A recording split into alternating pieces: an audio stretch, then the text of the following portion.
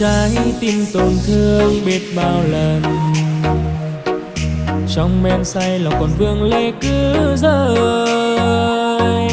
Bao đêm với cô đơn cứ thêm mỗi ngày, giọt đắng rồi thật nhiều biết bao lâu càng khô. Có vui thật không hay giả vờ, tôi luôn buồn đau chẳng giống em. Câu xin lỗi cho nhau nói không nên lời, vụt mất một cuộc tình tiếng yêu xưa tàn trôi. Chờ đợi em bao tháng năm, bởi tôi luôn mãi tin rằng thiên sẽ không phai vạn năm yêu mãi chỉ riêng anh. Giờ đây em đang vui trong gấm hoa, cầu mong em sẽ mãi yên bình. Nếu mình còn tình cờ thấy nhau xin hãy xem như người lạ.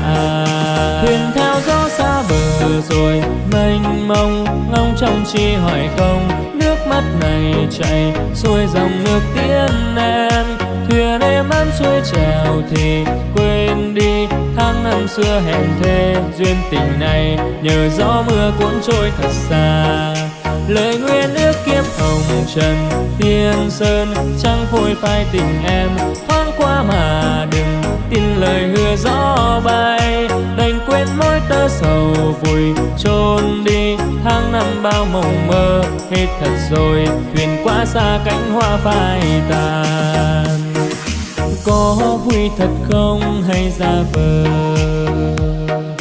tôi luôn buồn đau chẳng giống em.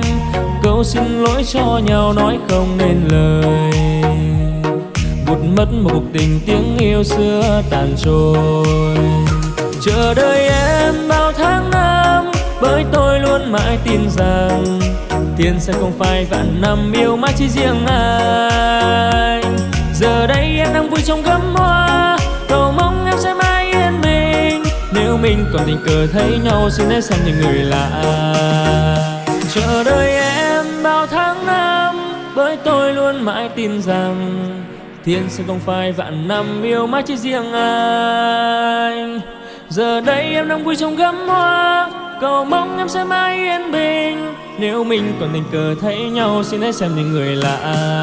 Thuyền theo gió xa bờ rồi mênh mông, ngóng trong chi hoài công. Nước mắt này chảy xuôi dòng nước tiễn em, thuyền êm ấm xuôi trèo thì quên đi tháng năm xưa hẹn thề. Duyên tình này nhờ gió mưa cuốn trôi thật xa, lời nguyện ước kiếp hồng trần thiên sơn. Chẳng phôi phai tình em thoáng qua mà đừng tin lời hứa gió bay. Đành quên mỗi tơ sầu vùi trôn đi, tháng năm bao mộng mơ hết thật rồi.